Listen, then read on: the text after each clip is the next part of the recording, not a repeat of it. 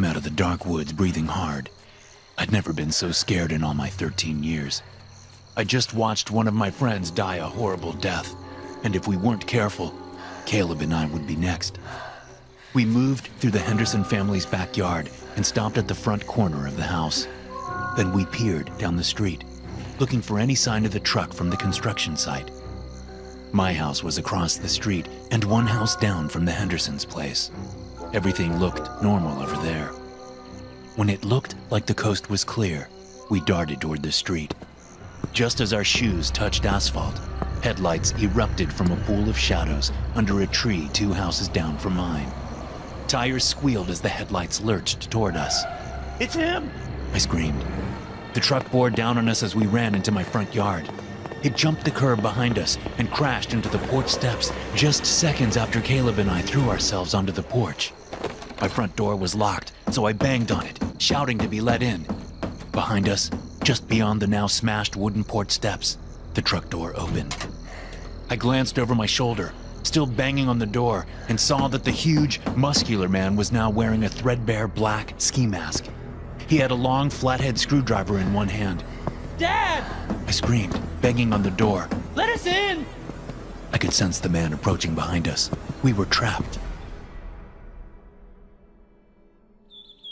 Birds chirped in the trees, and a squirrel darted across the grass as I walked down the street in the late afternoon sunlight.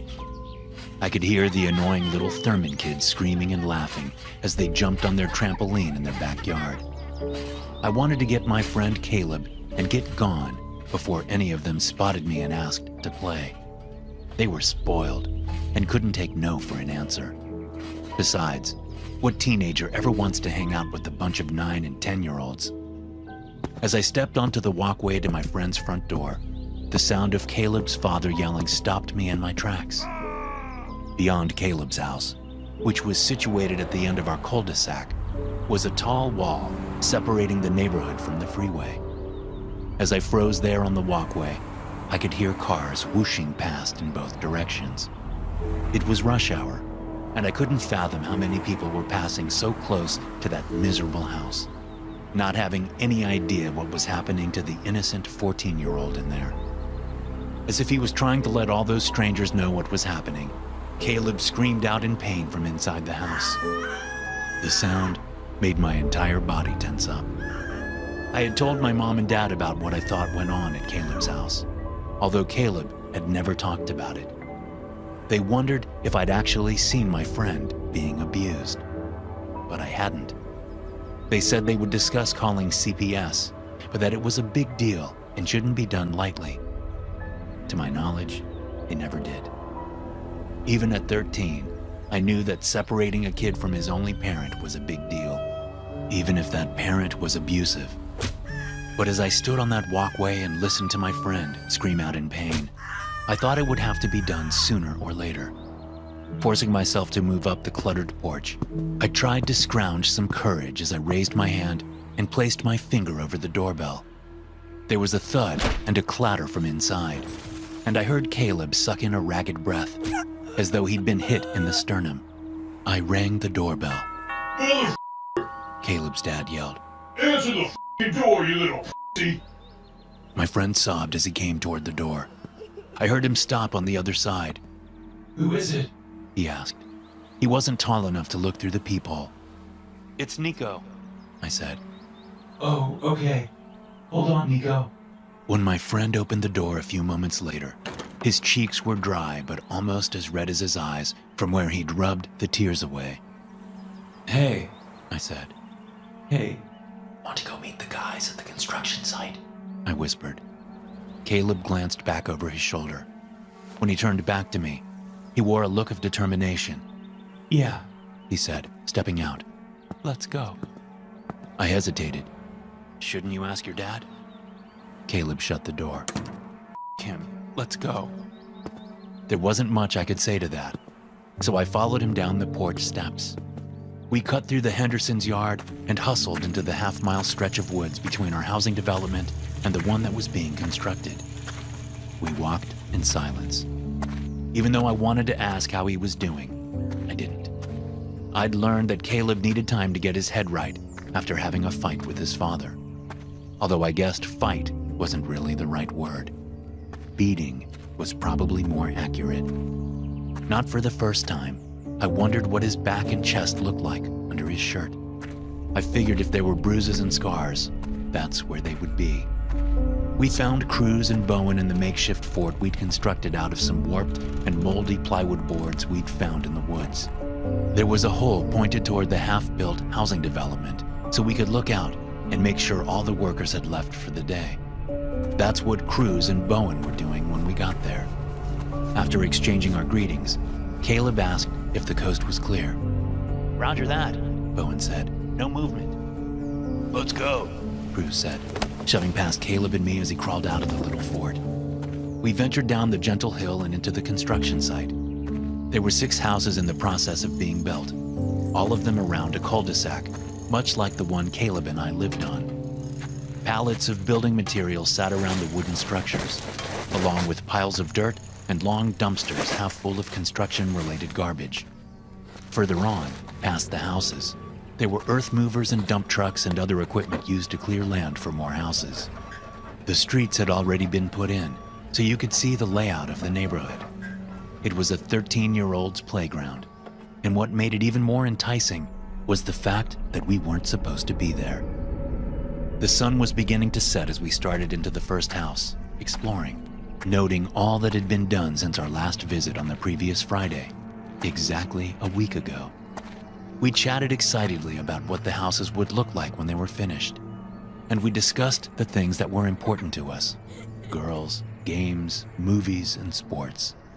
Caleb was mostly silent, but he joined in from time to time. It was plain to see he didn't have the carefree attitude that we 3 did. And with good reason, I thought. When we had moved on to the second house in line, I approached him as he looked out a glassless window at the encroaching night. "You want to spend the night at my house tonight?" I asked. Still looking out the window, Caleb nodded. "I'll have to ask when I get home, but I'm sure my parents will be fine with it." Caleb nodded again. Then his head turned as a vehicle pulled into the mouth of the cul-de-sac. Car! He said, grabbing me and pulling me back from the window. Cruz and Bowen were downstairs horsing around. They hadn't seen the vehicle, so we bolted down the stairs. Someone's coming! I shouted, getting their attention. We all ran into what would eventually be the living room and ducked down below a glassless picture window. With my heart racing, I peeked up above the threshold with the others, watching the dark-colored truck as it rolled slowly down the street, creaking and rattling. Its headlights were off, despite the increasing darkness. I couldn't see anything but a man-shaped figure in the driver's seat.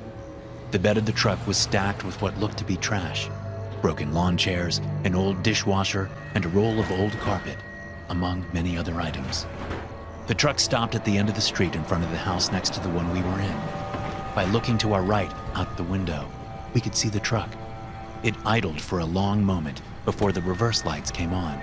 I realized then that it didn't have a license plate on the back. I'd been feeling a ball of nervous excitement in my stomach, but when I noticed the lack of a license plate, a little fear seeped in. The truck turned around and backed up to the front of the home's property line, allowing me to see that there was no license plate on the front either. There was no driveway yet, not for any of the houses, and I assumed the driveways were one of the last things they did. The truck's engine stopped and the door opened. A large man stepped out, wearing a dark baseball cap pulled low. His eyes were nothing but dark holes under the cap's brim, but I could see his knobby nose and his pursed lips. A smattering of facial hair covered his cheeks and chin.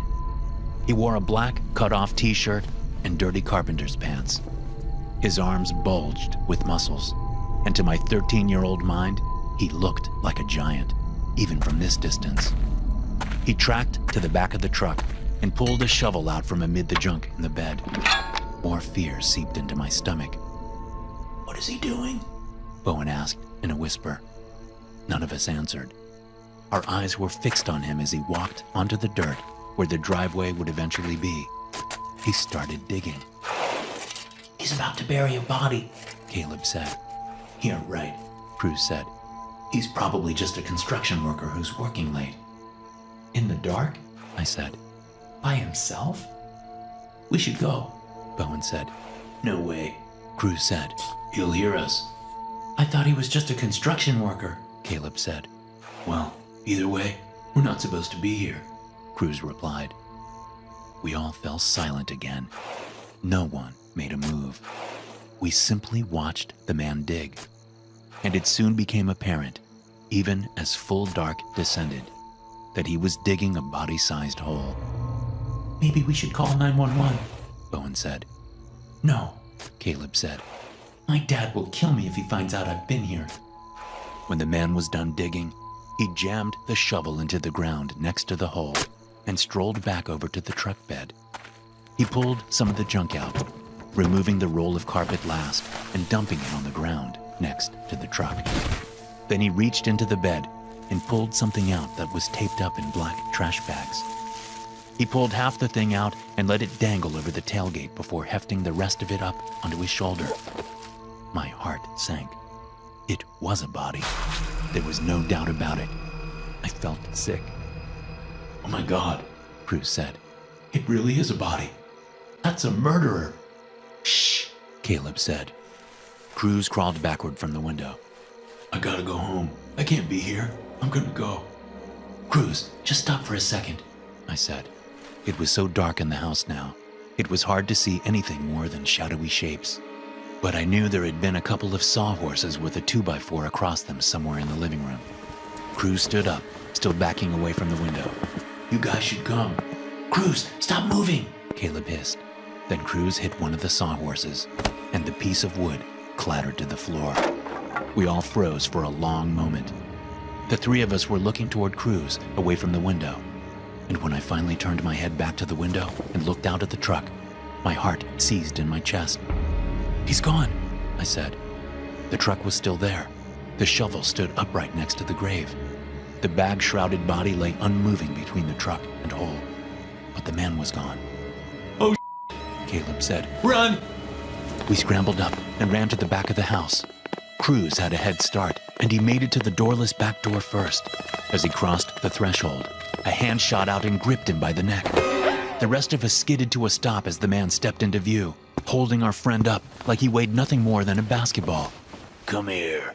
He said to us, voice low and scratchy. We backed away. Come here or your friend dies.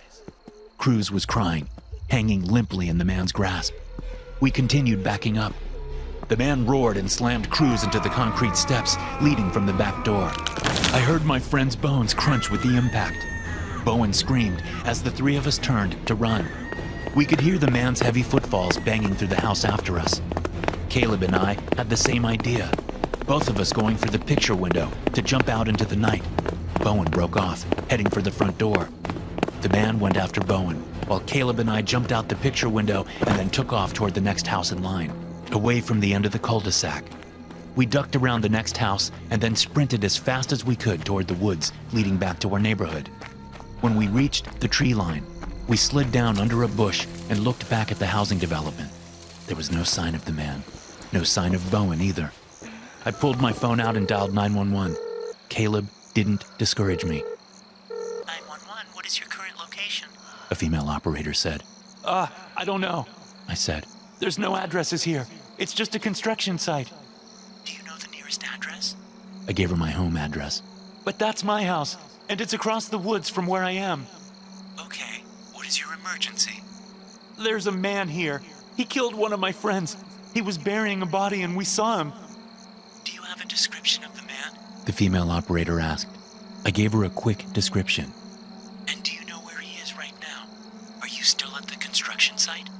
We don't know where he is. We're in the woods next to the site. Okay, can you get home to the address you gave me? I'm going to send a patrol car there. Do you think you can do that? Yes, I think so. Okay, if you see the man again, I want you to hide. And if you can't hide, I want you to run.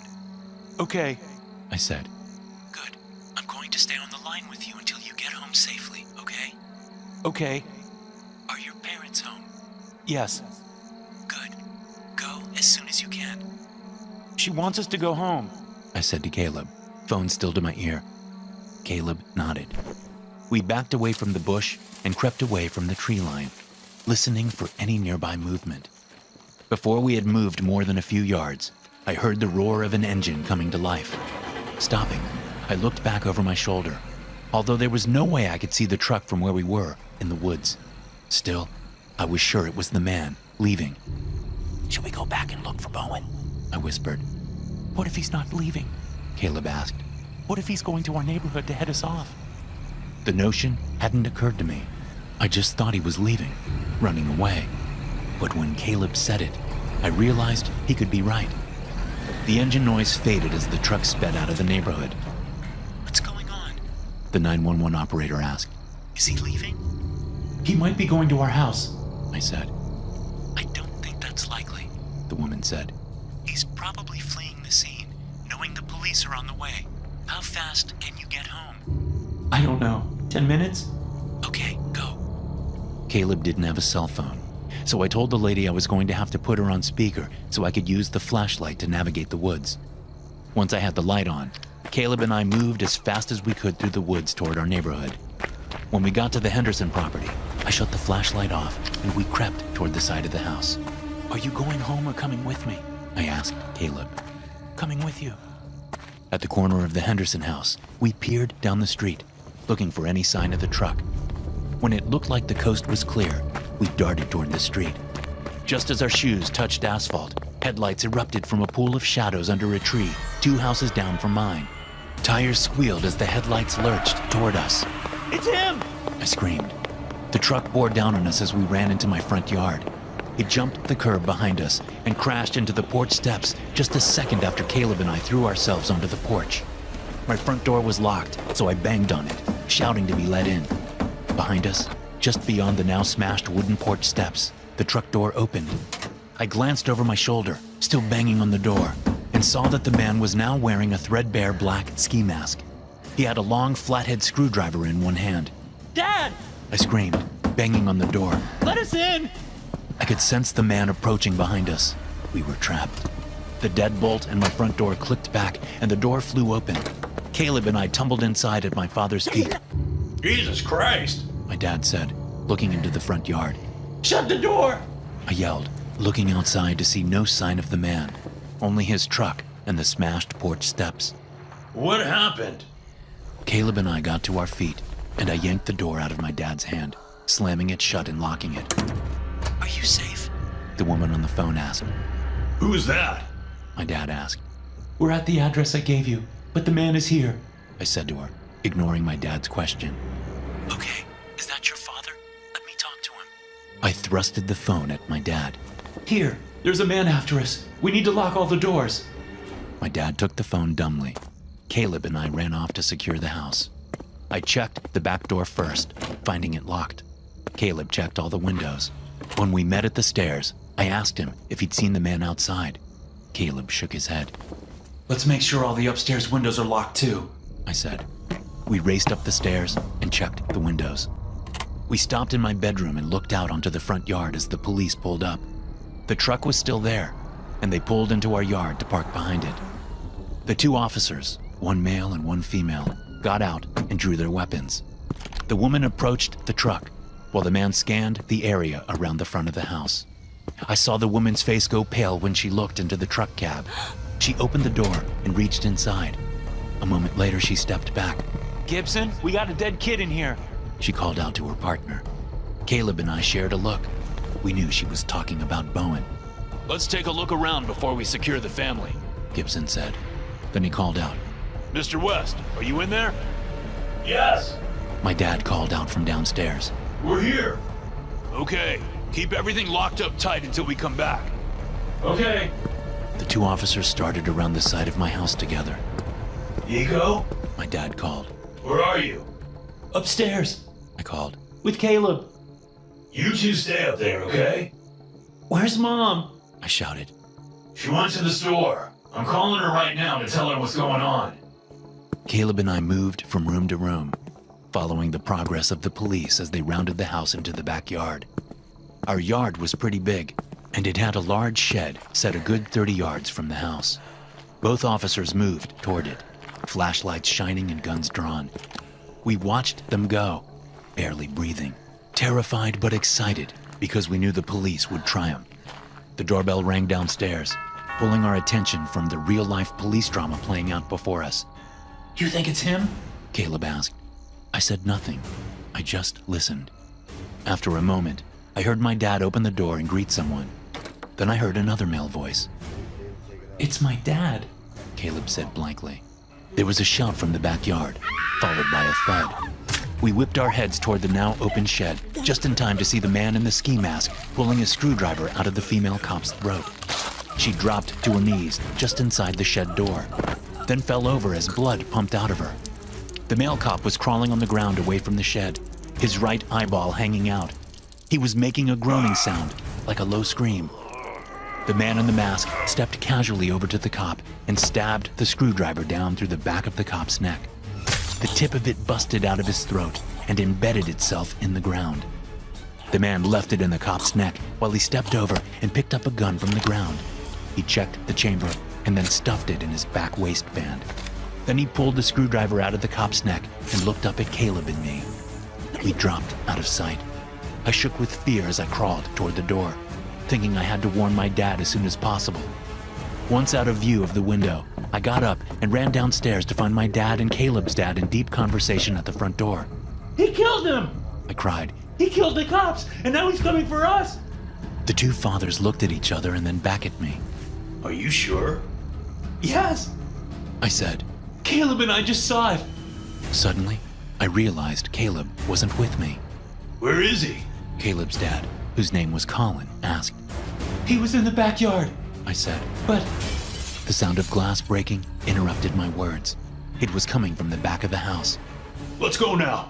My dad said, holding out his hand for me. Where's my son? Colin boomed. he was just upstairs with me. I said. I don't know why he didn't. Nico, come on. My dad surged forward and yanked me toward the front door by my arm, while Colin bolted up the stairs. As my dad dragged me around the truck, I forced myself not to look inside. I didn't want to see what the man had done to Bowen after my friend had told him where we lived. We made it to the opposite sidewalk when a commotion from inside our house stopped us.